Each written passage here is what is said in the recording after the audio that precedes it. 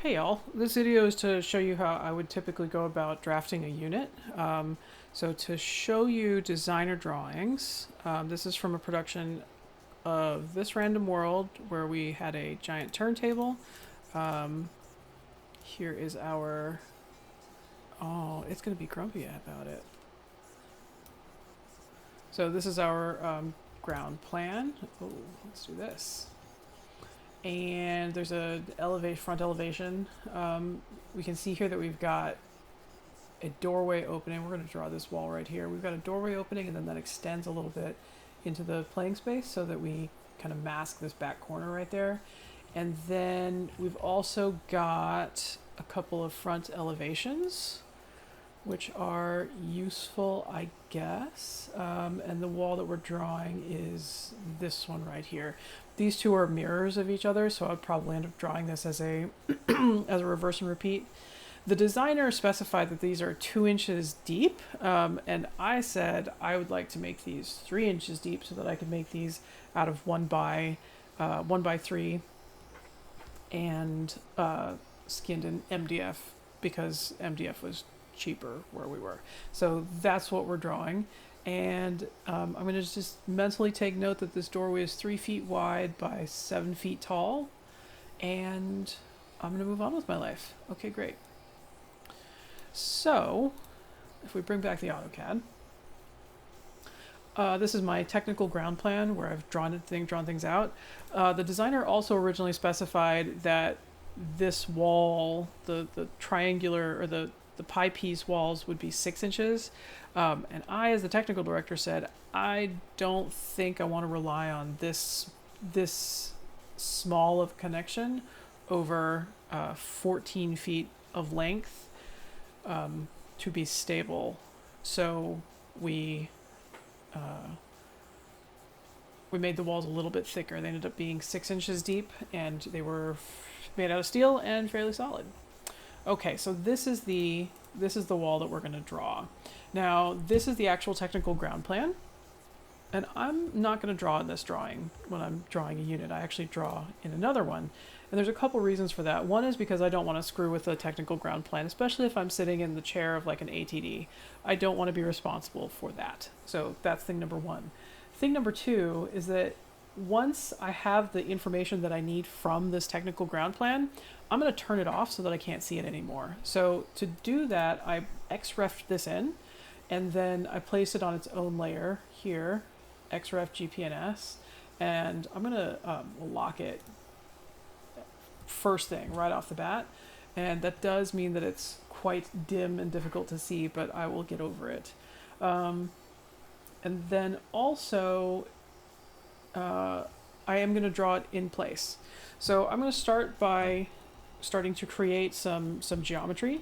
So I'm going to do that by making a box, and I'm going to just click here. I'm going to establish that that's my length. I'm going to do 2.5. Yep, and now it's going to ask me for a height. That height is the thickness of a 1 by, so 0.75. And now I'm going to use the existing geometry, even though I know that it should be 30 degrees. But I'm going to use that geometry to establish that. I'm going to place this exactly where it's going to go by moving it to the midway between 2 points. I think I probably could do it without having to do M2P, but it's fine. It's fine. And then I'm just going to go ahead and copy this so that I have a toggle. And I know that this thing is 8 feet tall, so I'm going to copy it that way. Move it up 8 feet. Great. And now I'm going to slice this open using those drawings that I'm relying on my technical director for. That said,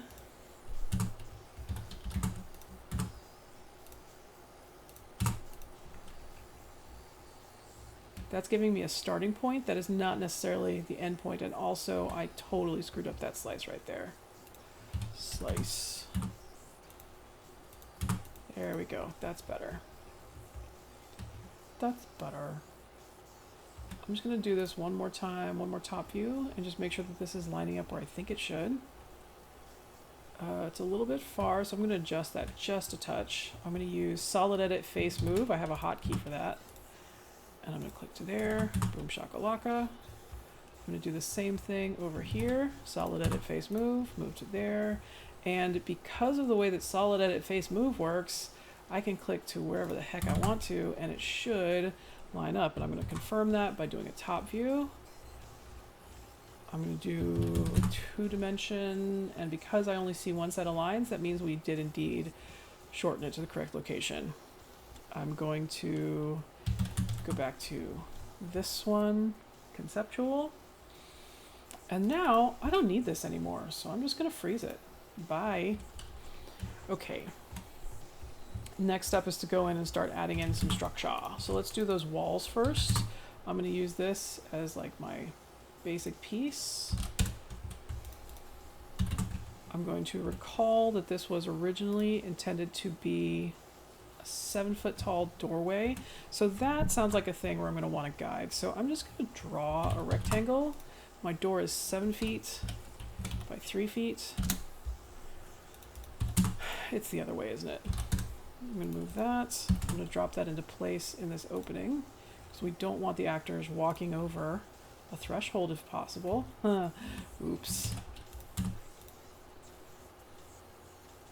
All right, confession. I did that thing just a second ago and it was wrong. Whoops. I did the technical ground plan just a second ago and it was wrong. That's fine. So then I'm gonna, once I have all these bits and pieces, I'm gonna start using Solid Edit Face Move. By the way, if you don't have a hotkey for it, you get to it by going to Solid Edit Face Move, and then you can select the face and then move it wherever you want to. It's like push-pull, except that push-pull pushes and pulls always perpendicular to an edge. So in this situation, especially in the one where I used it before, where it was mitered, that wouldn't have worked. But Solid Edit Face Move does. And also, for whatever reason, I don't know, maybe it's an older version, but Solid Edit Face Move used to make my computer crash. And this one doesn't. So I like this one better. All right. I'm going to copy this over. I'm going to Solid Edit Face Move this sucker until it is right there. I'm going to copy this over. Oh, here we have something fun and interesting. All right, let's go ahead and put this at the right angle. And by right angle, I mean 30-degree angle. So I'm going to rotate this. I'm going to grab that right there. Like that. I'm going to slice it. Get rid of that. Yeah, that looks right. Okay. And let's go ahead and put in some toggles here. I'm going to copy this one. I'm going to put it underneath here, but I'm going to make my Z oh,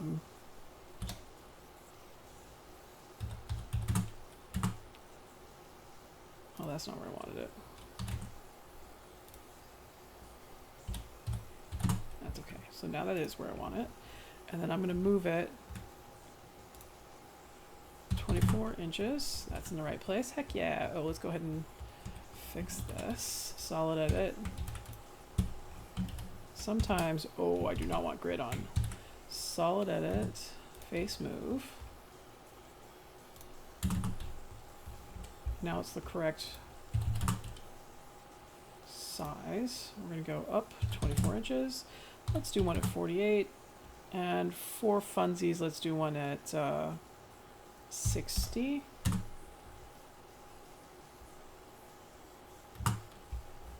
Yeah. Yeah. So that's pretty close. I'm going to move this up. Click. Click. Solid Edit Face Move again. I'm going to click to this corner right there. Hell yeah. And that honestly looks pretty well framed. There is something else that I want to think about, and that is, how am I going to skin this sucker? And I think the answer to that is do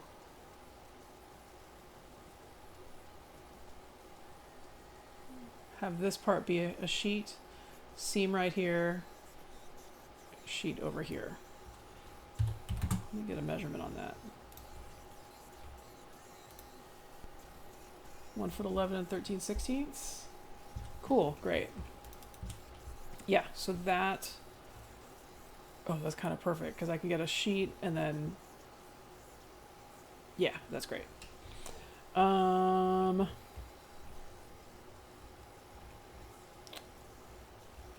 So that means I want a little piece of something something right in here. I'm just going to grab this one, copy it, rotate it, flip it 90, put it in place. I'm going to use dot XY. Oh, it's going to be grumpy at me if I do that. I'm going to move this.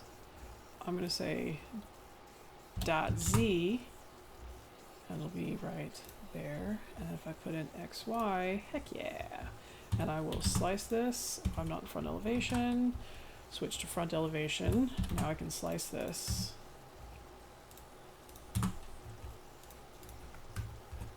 Ooh. All right, so this is going to need double toggle. So I'm just going to copy this. Toggle, toggle. And I think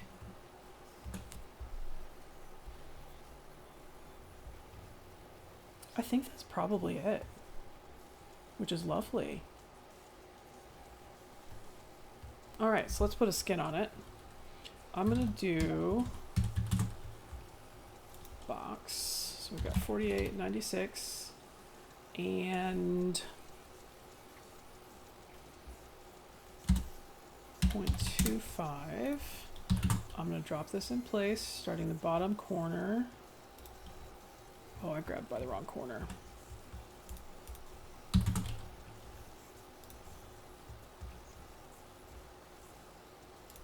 Normally, I would also be paying a lot of attention to layers, because this is an example and not for realsies.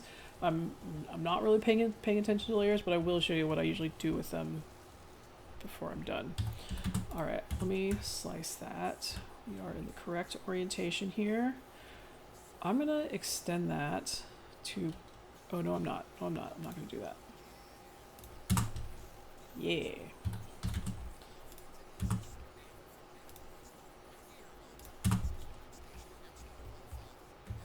I'll flip that around. I'm gonna go slice.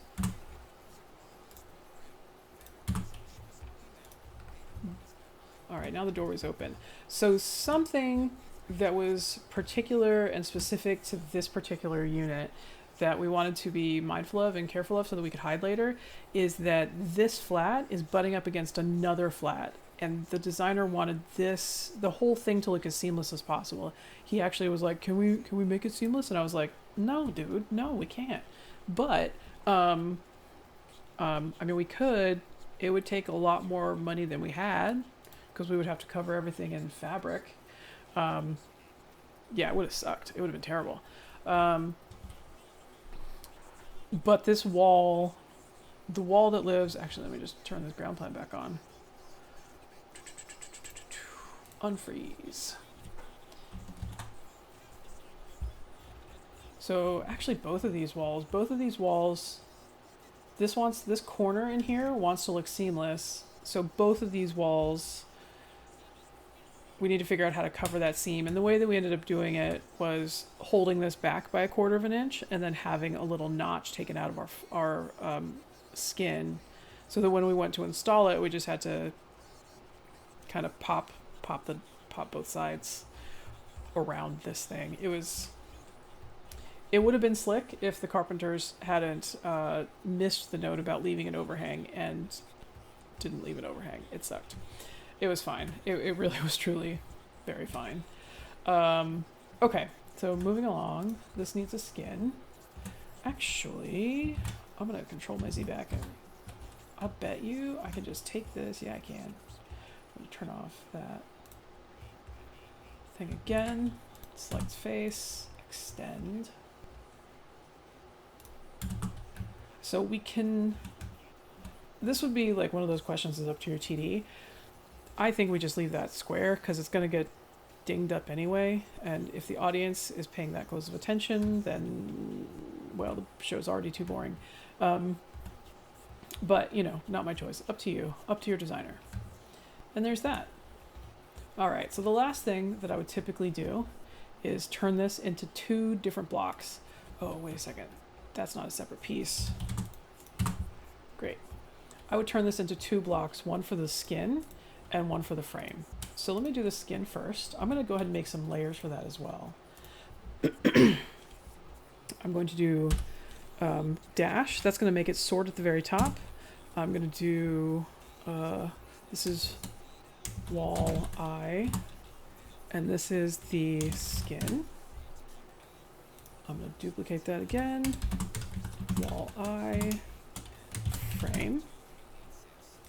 I'm going to leave those colors whatever they are, and then I'm going to turn this into a block, and I'm going to give it the exact same name. And I'm going to put this block on that layer. I'm going to select all this. Oh, let me get rid of this guideline. I'm going to deselect my skin, spin it around so I can see it. Yeah. I'm going to make this a block. This is wall eye frame. And what that has done, oh, make sure to put this on the correct layer. Layer frame. And what that does is it gives me the ability to turn these on and off separately from each other. Oh, let me change the settings. Block. Heck yeah, look at that. So I can freeze and unfreeze these and they'll behave as one. I can also, like if I was using materials layers, I could also go through and freeze and unfreeze based on material. So let's say that I had, like I didn't want to see any skins at all. Well, I could, if I had all of these labeled as Luon or whatever, I could just freeze and unfreeze to my heart's content, and they would disappear. It just gives you a lot of control over what you see at any given time, which is really lovely. That said, when I'm working on something, I usually will leave it on like, I don't usually draw on 0. I usually draw on like a working layer, but you know, it's kind of whatever. So there's that. I hope that was fun and entertaining. Oh, here's the other thing. Let me save this. I'm going to save this as TRW wall eye. I would not usually separate them into all a wall eye and whatnot. I would separate them. I would do all the walls in this drawing probably. But, so you remember how, well, maybe you don't, but maybe I didn't talk about it, but you'll notice that the XY is here, and that because I drew this right on top of the existing TD ground plan, I can now XREF this back in. I go XREF, this comes up, I go grab me that walleye friend, 0, 0, 0, no angle, relative path. We're going to attach this one as an attachment. No, we're not. We're going to attach it as an overlay. And I'm going to click OK. And now, XREF'd into this drawing is that wall that I just drew. And to keep myself sane, I'm going to do another XREF layer, wall eye. I'm going to put this XREF onto wall eye. Heck yes. And there we go. There it is. And if I did this for every single unit, all of it's going to, and I was really careful about putting everything exactly where it's supposed to go relative to this combined ground plan and section, or to the technical ground plan, then life will be much easier. And it's cool like that. I hope you found this fun and entertaining. Okay, thanks, bye!